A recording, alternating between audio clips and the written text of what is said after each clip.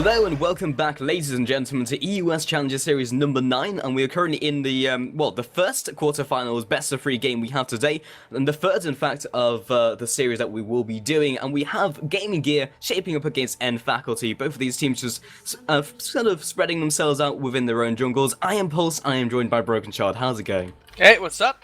We kind of see a relatively normal kind of start, people spreading out properly and looking to get those deep wards, and we already see fnatic GamingGear put in a pretty defensive ward over there. It's a pink ward, actually.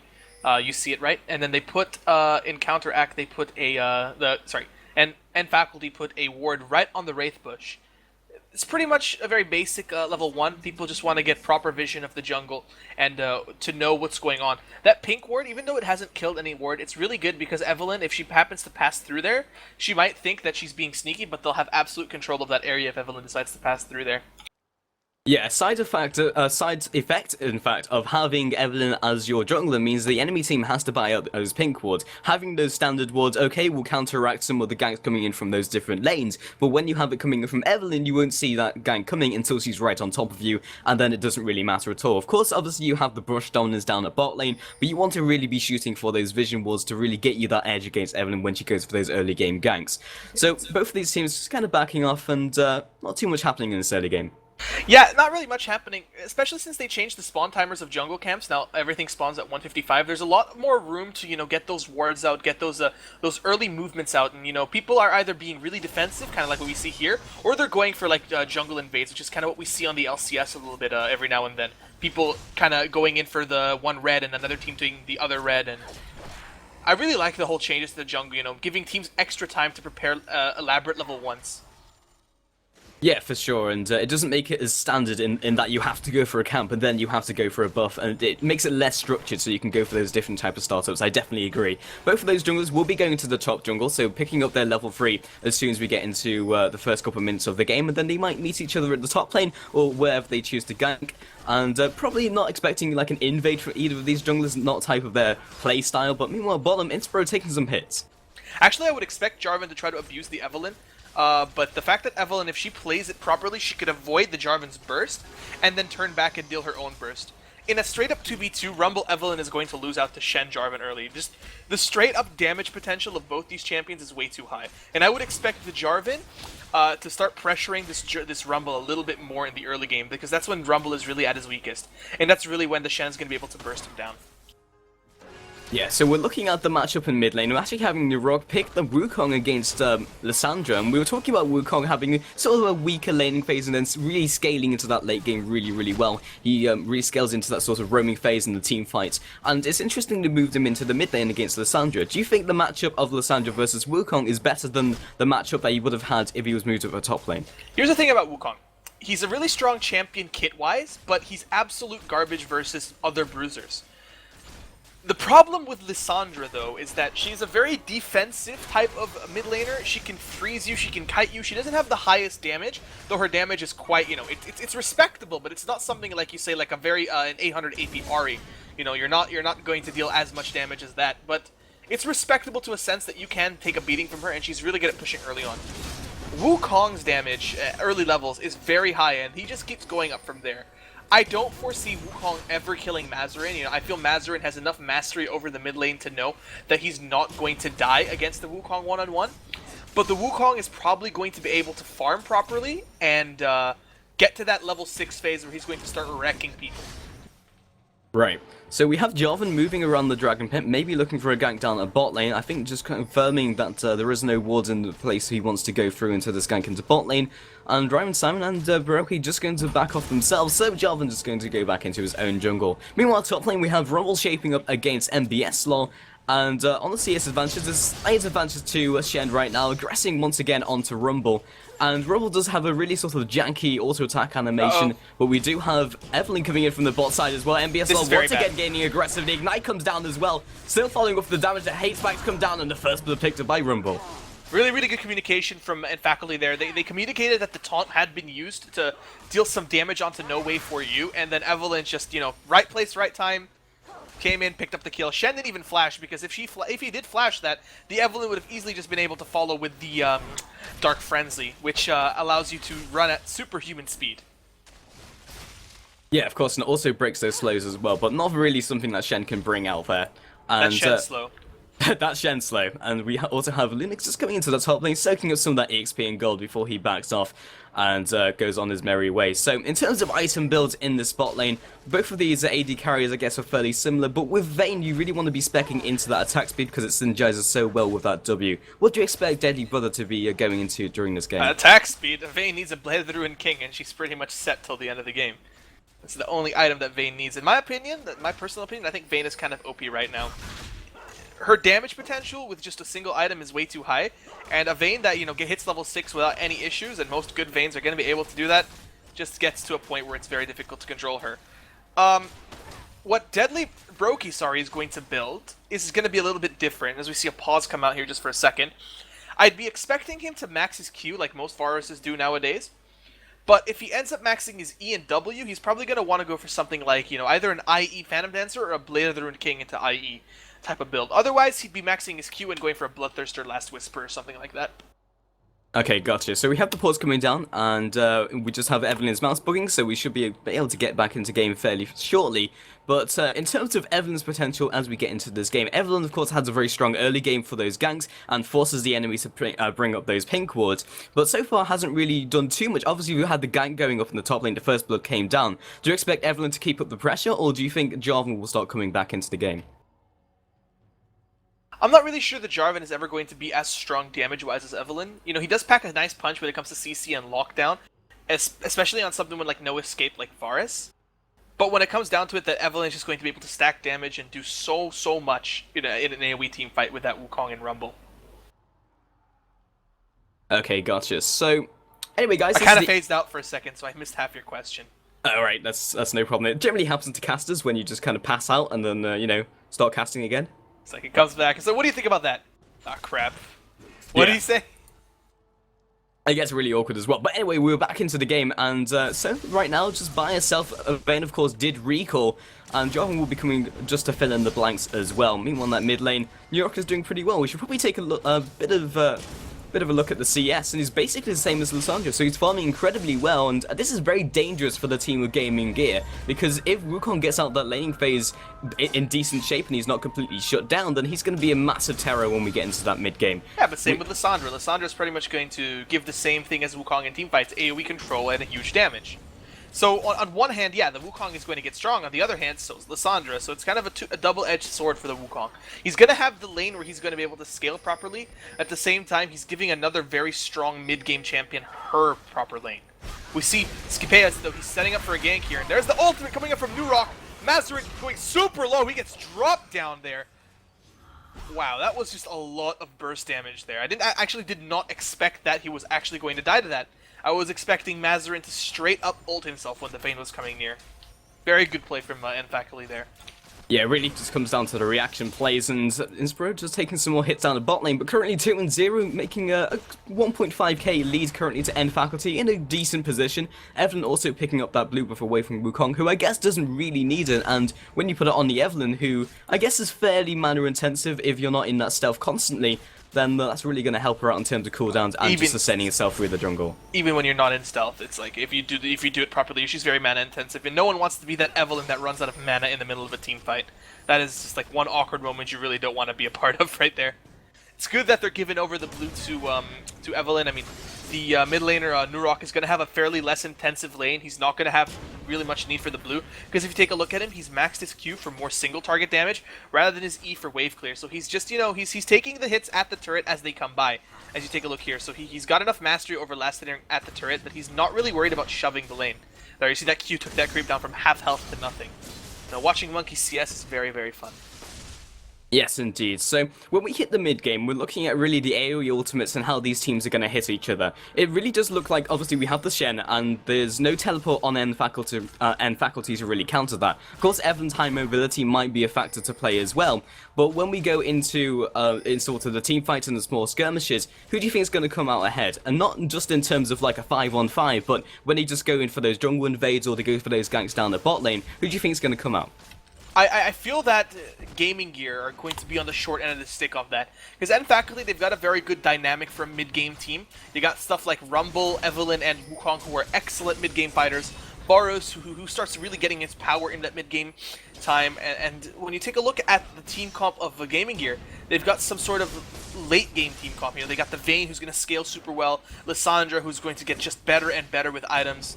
You know, like I said, she doesn't do that much damage, but Lissandra is one of those greatest scaling AP mids into late game just because of how her kit works. And we see Alunir, he's level 6 now, they've got the level 6 from the MBS Law, and he's setting up for a gank here in the bot lane. This could be very, very bad. If they lock them up with the Sona Crescendo, that Jarvan combo is going to be very, very easy to land.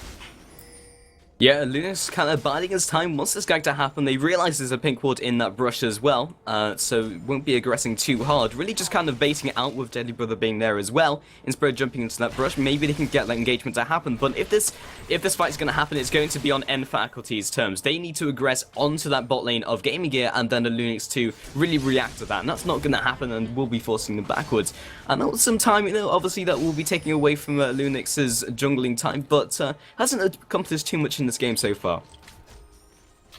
It's really just right now up to NBS Law to not let this advantage that Rumble got, you know, go too crazy. I mean, Rumble was having a little bit of CS down, like, you know, he was down a little bit of CS earlier, but now he's up about 6 CS. NBS Law, though, he's doing a good job of keeping himself in the game. He did pick up those double null magic mantles, so Merc Threads, and, you know, I wouldn't be surprised if there would be a Hex Drinker coming out because of how such a good item that is against Rumble. Maybe even a Wit's End could be picked up there, but he's doing an okay job of keeping himself in this game. But I'm a little bit disappointed that Alunir has not tried to make some pressure happen up there, because Rumble is generally very easy to gank since he pushes out so hard.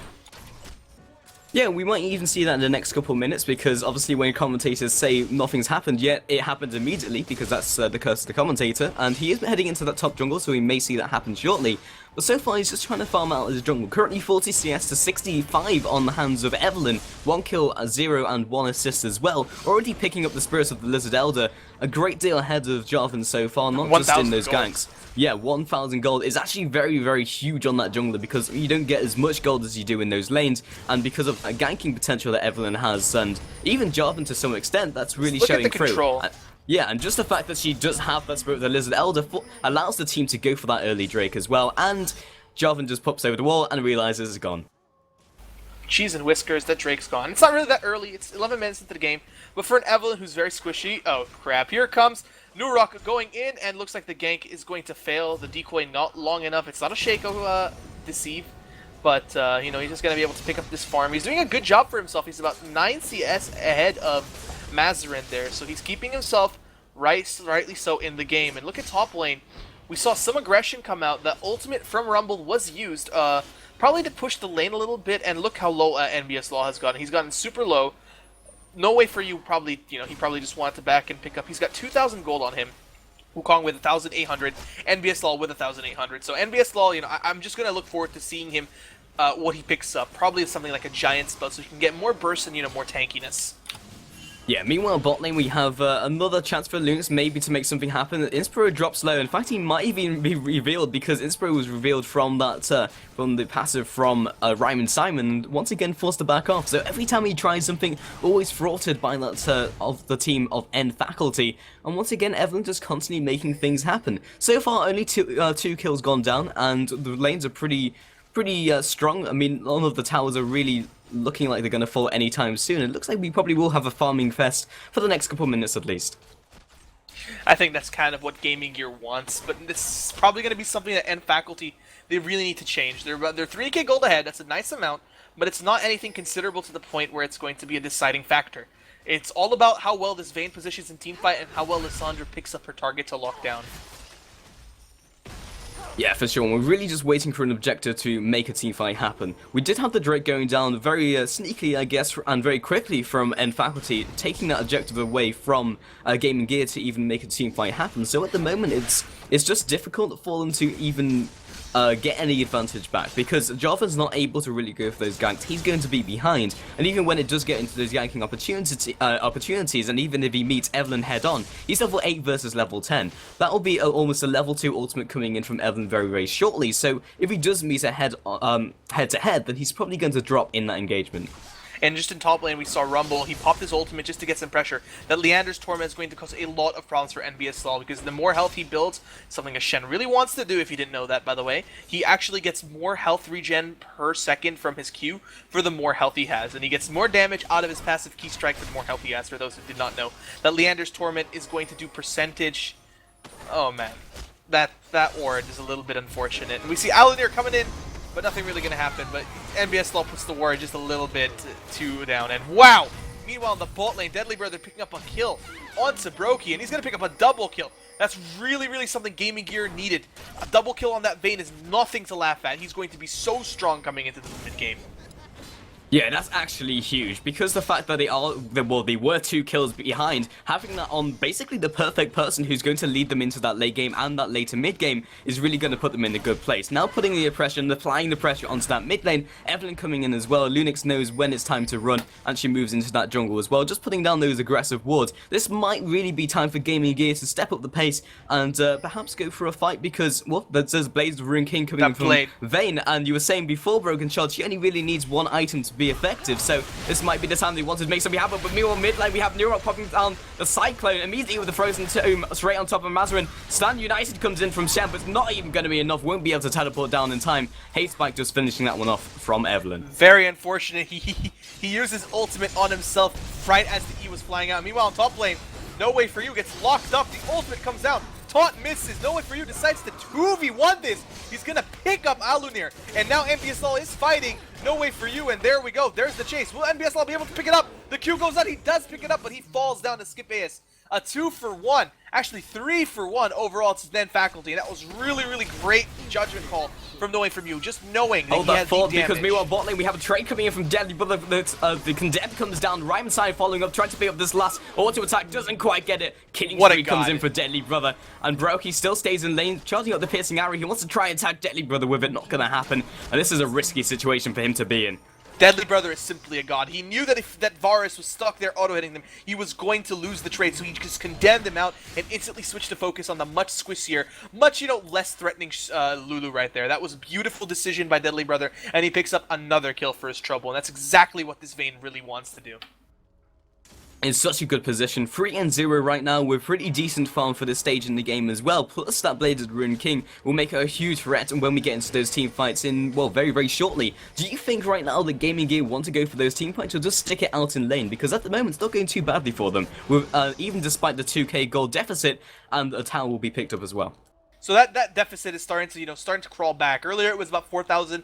Now it's just a little bit under 2,000, and it's looking really good for GamingGear as that 3-0 Vayne just comes into view right there. 154 CS to the 114 of Brokey. He's definitely dominating this lane, and as they back up, Skip AS is going to miss out on the opportunity to get some revenge on them right there. Yes, indeed. So Evelyn just around that area. Drake will be spawning fairly shortly as well, and Shen does not have the ultimate, so he won't be able to assist, and he'll be forced basically to go down before time, and that means that Rumble will be there as well. But Lune's coming over the wall. The reaction plays coming from No Way For You, and that will just keep him safe. That was based... actually, it wasn't on reaction, it hit the wall there, but still, very good reactions. Saw it coming, but that will translate into a Drake having that pressure from the jungler upper top lane. Gank me, I guess there's no way for you, says Rumble to the Jarvan there. Yes. As the second Drake of the game gets picked up by NFaculty, pushing that gold lead to just under 3k. And, GamingGear, they don't want to contest these Drake. Those small areas are just not where they want to fight, and they know it. And they know that, so they're just going to let this game kind of take its pace, slow it down a little bit, and look at the battle of the pink wards. Who's going to get the first kill, and it trades. So GamingGear, they're starting to group up around this mid lane. They could probably engage under this turret. It would be a really good fight for them. Yeah, very possible. They do have the Cataclysm, those big AoE ultimates as well from Mazarin and Inspiro, and you should be able to keep Deadly Brother pretty safe as well. And it's a very, very strong protective Vayne composition. With all those ultimates and the front line they have as well, I think NFaculty realizes that, and they don't want to get caught under that maelstrom of all those ultimates. I'm just going to back off and go back into their respective lanes. Is this really what NFaculty want? Do they want to carry on farming, or do you think they need to go for the team fight themselves? They really want to pull GamingGear into a place where it's perfect for them to fight in, like the Dragon Pit, the Nash Pit, the River. Those are just cesspools of dominance for, yeah, I like that, cesspools of dominance for Faculty, and that's really where they want to fight. If you give a Vayne areas to maneuver around, and a wall here and there so she can condemn you into it, it's going to be really great for that. So the mid lane, you know, the bot lane, in between lanes, it's perfect for where the Vayne wants to fight, and she can maneuver, run around, and catch you off guard. Gotcha, so in that top lane, once again, they're just bumping heads, but about a 30 CS advantage to that Rumble and the kill as well. We'll be aggressing onto him. This is the worst opportunity for MBS and the worst time for him to aggress onto No Way For You, with Evelyn now coming in, with the hate spikes coming down, and Lunix comes in from the side. Cataclysm comes out just to save his ally of Shen. He is still taking down from the Ignite. Yes, but one here comes versus two, he Lissandra. is pushing them back. Lissandra coming in from the side as well. And Sona, this is only a matter of time before they close in, and Lunix still got the Stand United now coming in, the shield keeping himself alive. No Way For You is still backing up, but the shutdown comes in onto Evelyn, and the crescendo goes over the wall. No one really support just yet, but Mazarin coming in from the side, and MBS low just around the corner. So low, needs to make sure he doesn't get locked up. The glacial path comes down, can't quite connect the circle of frost. Deadly Brother comes in to seal the deal and pick up that kill with the condemn. Really, really good fight for them. They ended up picking a 2-for-0. You saw NBS still had enough magic resist where he was just taking no damage. And on that note, you're going to have to excuse me for just 2 minutes while I answer the door. No problem, and Mazarin just clearing out those wards as well. We can see all these pink wards, and actually a side effect of having Evelyn on the other team, as I said before at the start of the game, was you have to buy those pink wards. But on the flip side, if you put those in the key sort of areas, as Chains of Corruptions goes down onto Deadly Brother, just keeping him away, knowing he can't trade with her. But by having those pink wards and putting those in the key locations, it forces and Faculty also to bring out the pink wards, otherwise they're going to have complete dominance over those key locations, because right now you can see 5 of those pink wards all over the map, generally in those jungle entrances from GamingGear, and you can see that N Faculty just have no dominance. We saw the pink ward fights go out as well, and okay, they have less gold, but because they're already in that mentality of buying those pink wards out of necessity, then they're in a good position when it comes into the Vision Ward battles. But Mazarin just going to pick up himself a nice handy blue buff, and Evan just hanging around in the jungle as well, so no content's going to go over that. That being said, though, we have Vayne 4-0 right now, so when we get into the next team fight, it'll be interesting to see how Vayne falls, because the rest of the team isn't doing too badly. Of course, Shen, yes, he's been punted around at top lane, but he's basically just a wall of HP, and very difficult to push out regardless. So when it does eventually come into those team fights, they have a decent front line which can hold up against that damage coming in from Evelyn, Rumble, and Broeki, so that Vayne can just wreck house. So Evelyn just will in fact be seen by Inspiro, still waiting on Broken Charm to head on back, but in that mid lane, 200 farm coming in from Wukong, basically a perfect CS score coming in from Lissandra, 211 farm so far, picking up the Zhonya's Hourglass, another 1.6k in her back pocket, picking up that measly large rod, looking probably towards that Deathfire. Not the Deathfire, sorry, the Death Cap, just for that AoE damage. Doesn't really want to be bursting down a single person when she has that AoE on the card. So another ward goes down, ping goes onto that as well from Evelyn. Well, there won't be a pink ward, so won't in fact be revealed. And we're just really waiting for one of these teams to be the catalyst and make an engagement happen. Lunix and Mazarin just hanging around that mid lane. Vayne and Sona also looping around as well, so this might be the time that both teams kind of just put themselves in that mid lane and wait for something to happen. But, as I say that, Rumble is still at top lane, Shen going there as well, and Ryan and Simon just going to take this opportunity to head on back. So, neither of these teams really committing themselves to an engagement, because, well, the game's pretty close. Only 2k in it right now in terms of gold. No teams wanting to commit themselves and have the game slide out of their hands. Yep. I'm back, by the way, if you didn't know. Welcome back. Yes, and I'm really liking the way NBS Law has kept himself in this game. You know, he's picked up very, very core items, and these are going to be key to him surviving that 2v1 from the Rumble and Evelyn. But not much armor is going to be very problematic for this Wukong, who does have a black cleaver, and so all that damage coming out from bars is going to be amplified tenfold. If he can get a Q right through an entire group of enemies that just got cleavered, it's going to be a problem for them.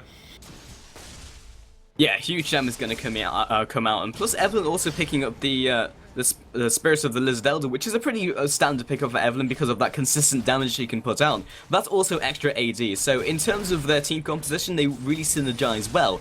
Another pink ward goes down onto that Drake pit, and they are just once again putting that control around that area. This might really be the time for GamingGear to kind of increase the pace of their team fights and maybe try and contest this. They are definitely looking for it. Rumble coming down. Shen, of course, does have that stand united. Pink ward goes down, and with that Oracle, of course, being on Inspiro, flag comes out as well onto Lulu's face. And this is really a question of whether nFaculty want to be forcing this, because yes, they picked up those 2 dragons beforehand. Rumble now coming in as well. This will be a 5 versus 4, at least just for the meanwhile, until Shen pops down the ultimate when this fight happens. Looks around the corner, the flag and drag lands onto 2. The ultimate comes in from Shen as well. The Cataclysm comes out onto 4, as long with the Inspiro ultimate and the ultimate coming in from Lissandra, locking up another 3 people. Ryman Simon forced to back off. Swap coming in from Deadly Brother. Lunix now trading off with Rumble. Meanwhile, we've got New Rock trading off with Inspiro. MVS LOL locks up New Rock even while he's in the stealth, but the double kill comes down onto Sona. That's a 3-for-2 trade so far. Now chasing onto Shen, still in pretty good shape, forcing the flash over the wall. Lunix trying to get out of here, chased down by Broeki, charging up the piercing arrow. Flag and drag keeps him safe, and he will be moving on to Drake. That is a 3-for-2, and just a little bit unfortunate that Vayne was not able to survive. But that Rumble ult, the Rumble ult was perfect right on top of that Lissandra. Took so much damage, got insta-popped by that Rumble there. Yeah, so what do you think was the defining factor in that fight, which really turned it into the hands of nFaculty? It was really messy. It was a very messy fight, and the frontliners were just, you know, they weren't really able to frontline because people were all over the place and running around. Some people were chasing down the Vayne, like the Wukong was able to solo the Vayne. The Lissandra got caught off on the side by the Rumble, you know, people were here, people were there, and that's kind of what nFaculty want. Of course, they want you grouped up for the ultimate, but as the fight develops, they don't want to stick into a, you know, a standard, you know, 5v5 row after row of people, because they kind of want to split up and take you on in different areas. Yeah, for sure. So we'll see how this progresses, but that was a good win for nFaculty, picking up the Drake on top of that as well. And it's kind of put GamingGear in their place, because they were, yes, they were behind in gold, but they were kind of rolling pretty well with that Vayne being in a good shape. And right now it's kind of put them in their place, as I said, and forced them to, I guess, reconsider what they're going to do for those future team fights. But Vayne is really getting into a strong position right now, with the Blazed Rune King picking up the Phantom Dancer as well. And yeah, so the extra attack speed will really help Vayne with the maneuverability as well from the Phantom Dancer.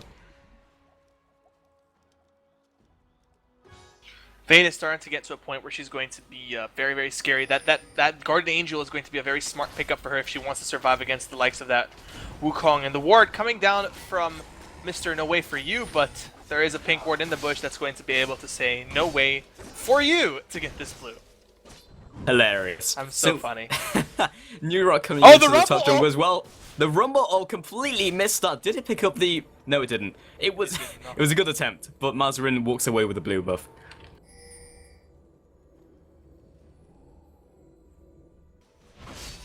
That was a very, very interesting Rumble ult by him, No Way For You, but 50 seconds he's going to have that back up, so, you know, doesn't look like there will be a team fight anytime soon. Yeah, for sure. We're kind of going into a more lull in the action, and I've got to ask you, Broken Shard, because of that last team fight, we saw how it developed and how nFaculty kind of pushed them back because it was such a messy fight. And how do you think the next team fight's going to go? Because Vayne right now has 5 of the 8 kills, and she's in a very good position being a 2-item AD carry. Will that be enough to really be the damage that that GamingGear need, and do they have the front line to keep her safe? I feel like the next team fight is going to go one of 2 ways. It's either going to, well, it's obvious. One team is going to win, one team is going to lose, but it depends how. Either it's going to be absolutely spotless perfect from GamingGear, and they get like a perfect team fight where Vayne manages to stay alive and just keep hammering on them, or it's going to be absolutely terrible. The AoE combo does not work out, they initiate poorly, or they get initiated on very badly, and they get completely aced. Yeah, very possible. With these AoE ultimates, really anything can happen. If they pick out the right person, then it can completely swing in the way of any one of these teams. But right now we have Shen still facing up against that Rumble, and honestly, because Shen is just keeping himself alive, they're just constantly farming themselves up. It's kind of interesting though, because even though they've been in that top lane, probably more than the mid lanes have been in the mid lane, they have more farm over that top lane. But by keeping themselves there, they're kind of just cancelling each other out and making sure those lanes don't push in either direction. Lunix just sniffing around the area along with Evelyn as well, plus the Lulu, just making sure she can clear out any of those wards around the Baron area, as that does become a point of contention information on this map, and this might be a team fight breaking out, or at least a small skirmish breaking out sometime in the near future, with Lissandra coming in from the bot side as well. People moving together, Jarvan running around the side. You know, it's kind of a little bit of a lull, so we need to, you know, up our casting a little bit to make it more exciting. Like, take a look at mid lane. Brokey in the mid lane, pushing minions.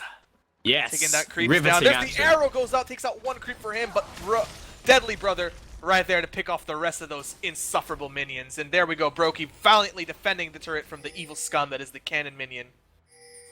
Actually, he's getting quite fed. That BT Last Whisper, those piercing arrows are going to hurt when they actually start connecting. If they actually start connecting. I'm gonna keep my hopes up and say that they will connect eventually. Yeah, it definitely makes sense to go for that sort of less attack speed and more focused on the flat AD, because of course the piercing arrows do a lot of damage, and currently on 253 plus 433. Wow. That's a lot of damage right Sorry there. to interrupt you, but just take a look at NBS stall. That was just one aggressive push out of No Way For You. Took him down to half HP. That Rumble is really going to start causing problems for them. He has that Warden's Mail, so he's very, very defensive right now. But oh crap, look in the mid lane, Deadly Brother, and sorry, Brokey, he's pushing minions again. He's getting that wave right into the center, and they're putting pressure, you know. The split push is supposed to be when Shen is strong enough to actually fight his counterpart. Even though Rumble doesn't have any way to really join a team fight, he's got good wave clear, good push, and he's gonna take towers down at a decent speed, but he's definitely bullying the Shen. Yeah, but the main factor is the fact that Shen is still staying up there, and he's still able to trade with that Rumble without being completely pushed to his tower. Because it's still in pretty good shape, and Vayne actually will be moving into that top lane herself, maybe to deal with that Rumble, because she probably can kill him one-on-one, because of the type of shape she is at the moment. The ports has come down from Wukong, and we're just waiting to see... Yeah, let's take a look at gold right now. I just want to see how close people are away from big items. So we take a look at the items on GamingGear. Shen just picked up that Wit's End. 300 gold on Jarvan, not going to pick up 1,000 gold on Lissandra. Might want to pick up that Abyssal Scepter, or maybe Void Staff. Vayne with 1,400, you know, that Garden Angel is just about 400 gold away. And once that comes up, they really want to pick that up. Rumble, you know, he just bought, I guess. So he bought that, yep, the Seeker's Arm Guard there, he's just picked up. 1,300 gold on Evelynn, you know, he's going to pick up that Bulwark, looks like it. On Wukong, we see, no, he just bought, and wow. Brokey is sitting on a lot of gold, and that's probably because he was pushing minions all the time. Yeah, of course, that does take away from killing people, but it's kind of a necessity when it comes into League of Legends. So, right now, we don't really have too much information on why there's a pause, and we will update you, obviously, when we can. Oh, looks like there's a ready call. Oh, yep. So, yep, we just have End Faculty asking if they are ready, so we should be jumping into the game very, very shortly. And hopefully jumping into some more action, because yes, it's 8-8, but so far, Broken Shard, we really haven't had too much explosive action. We've had, like, a team fight and maybe some kills here and there. You're just saying that because I told you it was going to be a kill fest earlier. Indeed. I thought it would be a kill fest. I mean, whenever I see GamingGear or End Faculty play, they're always just all over the place and causing havoc and ruckus and all that stuff. All that good fun stuff for us casters. We're not really a big fan of these long dulls. We like to cast action. We like to see things blow up as much as you do. Yeah, of course, but I guess now is a good time to mention that there's also an Insomnia stream happening on the second stream of Chaos TV, so if you're interested in the Insomnia qualifiers for the UK, head on over there. That's Metas and Spuddington casting. I'm sure they'd be happy to find some new viewers on the stream, because I think at the moment they have maybe, well, considerably less than us, so show them some love and tell them that Pulse and Broken Shard sent you. But we do have the End better Faculty stream, so I don't blame them. Wow.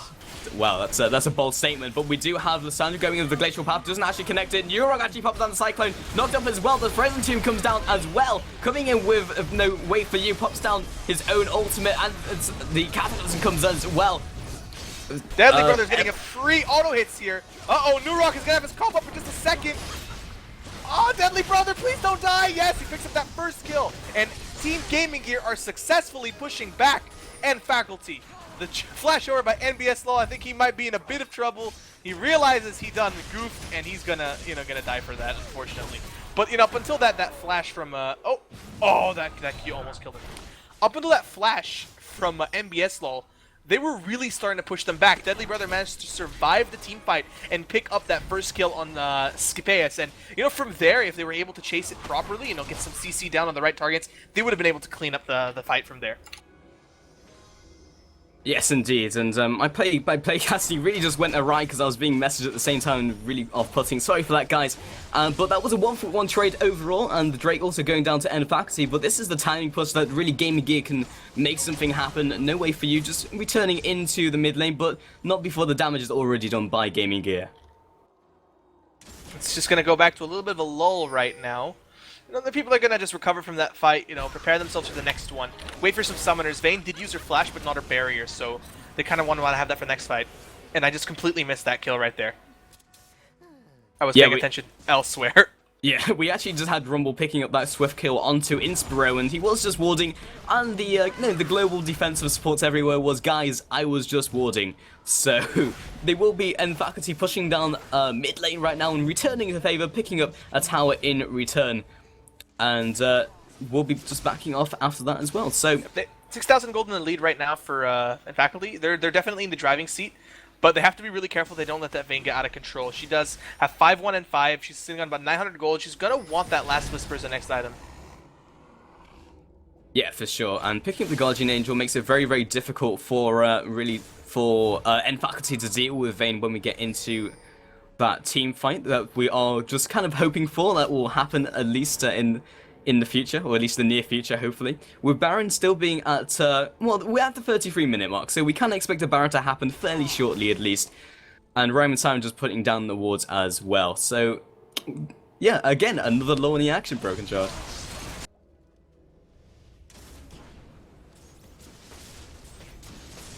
I'm just waiting to see. Now, I'm just trying to understand, to analyze what these people are doing and like what their plan is. I would expect to see. Oh, there's the oracles. Oracles being picked up by Lulu, so they're going to want to clear around Nasher. Again, I was talking a little bit about earlier that GamingGear did not want to be drawn into the dragon pit for a fight, and faculty, their job is to really pull people to that fight. And Inspiro, he's beaten the Lulu to it, and he's starting to clear vision. In faculty, we need to start pushing their, pushing the cards a little bit forward. I think they're playing too defensive when they're so far ahead. I don't think they're actually aware about how strong they are right now. Yeah, for sure. And right now we've got just Varus actually picking up the static shift, so he's got that attack speed in his build, looking towards that sort of more mid-game item, just give him a little bit of burst there as well with that passive. And right now we have End Faculty just looping around into that Baron area. Shen is at bottom, and we're now starting the Baron dance with the ward just above the End Faculty team. Will be seen out by them. In fact, I say seen out by them, but Rhyme Simon's just walked past it twice. And maybe this is the bait that they want, because Inspiro's find himself caught. No way for you, pops down the ultimate, will be ticking down, picks up that kill very, very easily. And Lunix now on that point of contention, will be flag and dragging out of there. Ultimate comes down from Broeki and just slightly whiffs. But that's another kill onto Inspiro. Won't really be the opportunity that they can use to open up maybe a Baron. But Broeki is moving around the area, but again, just picking up the kill onto support. Yes, it's a kill, but it's not anything to open up a huge objective. I actually would have expected, think that Shen, if ulted on the Inspiro right there, and they popped the Lissandra ult right on the spot with Jarvan, they could have turned around that fight pretty well, actually. Rumble uses ult only for one person, so that's one major ultimate just out of the way. Shen was able to taunt through maybe 3-4 people, Lissandra ult after that. They could have been enough damage for Vayne to just go and swiftly clean up the team fight. Yes, indeed. So Ram Simon just around the corner finds himself a Lunix, but he is a lot faster and more maneuverable than Inspiro, so he will find himself A-OK. And Rumble down to the bot lane as well will cause NBS Lord to move there as, in turn, but with that ultimate he will be able to get back into those team fights fairly rapidly. So with End Faculty being on the aggressive constantly, they are really in a good position just to control the pace of the game, so GamingGear really have to react to them. Yeah, I would expect someone to go and pop a fight with NBS LOL. But, if he actually decides to use his ultimate this time, there might be a really good turnaround in a team fight. That Shen ult, especially now, it's level 16. It's quite a considerable amount. It's 870 shield, pretty much, because he's got some AP in there. And it actually has a really good AP scaling, so if you pop maybe a needlessly large rod, that's a very big shield you're going to give to your team right there. Yes, indeed. So, once again, Mazarin and the rest of the team of GamingGear just kind of sniffing around this Baron and seeing if they can pick anyone off. But GamingGear are once again on the aggressive, and it seems very, very close. But Deadly Brother finds himself. Brokey up at the top lane. Condemn comes down. Will be taking the turret, but Mazarin popping down the Frozen Tomb picks up a very swift kill. Pickup. And yeah, the pickup onto the AD carry is huge for GamingGear, and he might be able to translate this into a large objective, or even just push down the top lane as well. But this is a pick onto an AD carry is absolutely huge in this stage in the game. I'm not sure what Faculty are doing there. They're all split. They got some people running around the jungle putting wards. Well, excuse me. New Rock in the mid lane. Pushing out the creeps right there, and GamingGear, they just took up a free tower right there because of that moment of indecision coming out of Faculty right there. Yeah, so Faculty are trying to best clear the top wave, but they've only got Evelyn and Lulu, and the Glitterlance only goes so far when it's level 1. And Wukong also looping around the side. It's going to be a 3 versus 3 at best, but with Java coming in from the south as well, Nurok will find him. Flag comes down, but he doesn't want to engage on that one, as at least he will be outnumbered in that situation. Shen taking that Drake by himself, but at this stage in the game and the progression as on the game, that's not a huge objective, but it's still more gold going to GamingGear when they are slightly behind. No way for you, just loops around. Baron finds himself MBS low. Will he take the Drake? Steals it with the equalizer, and all that effort, just him constantly wailing away at the dragon, was all for naught. Excuse me first, I have something caught in my throat. Yeah, no problem. Obviously, we don't want any casters dying on the cast. That would probably be the worst case scenario. And no way for you. Still down in the bot lane, just clearing it out. 300 farm right now at 38 minutes is a pretty solid CS differential between his lane opponent of Shen, who's 290 right now.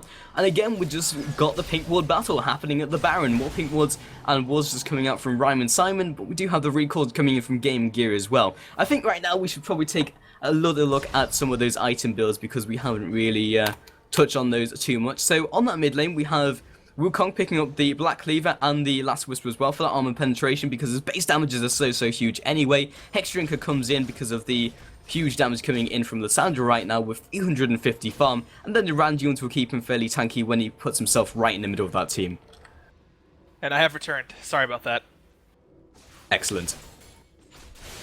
I'm actually a little bit confused why that Static Shiv was picked up by Brokey. I think when it came down to it, he wasn't really rushing the item. He went for the Last Whisper first. He could have held out longer for that Phantom Dancer, which would have given him a lot more, you know, straight-up auto-attacking power. Are you okay? I'm fine. I couldn't tell because you cut off quite quickly, but once again, Faculty just moving around that dragon, that Baron area, and Shen still at that bot lane. One of the powers of Shen, he can always be in a different lane, forcing the pressure, kind of forcing the issue for Faculty, because the longer they wait, eventually their towers will start being sieged, and it's really up to them to make something happen on that 5 versus 4 scenario. And Brokey just pushing down the mid lane. It's like, you know what? Well, Shen's pushing bot lane. We might as well just push down the mid. But the Agony's Embrace comes down. Mazarin finds himself caught. Glacial Path comes down. And the Randuins as well, locking him up just for a split second. The Deadly Brother finds himself caught as well. Another flash comes down. And the Zhonya's coming in from Mazarin. And Lunix popping down the Cataclysm, locking up 3 people from the Faculty lineup. The shutdown comes out. And kills come down everywhere. 5 people dropping in quick succession. Deadly Brother drops along with Lunix, and this could be the clean ace coming in from Faculty, and this is huge. This could be the inhibitor and the huge sweeping victory that they really needed. Yeah, that was just a great team fight.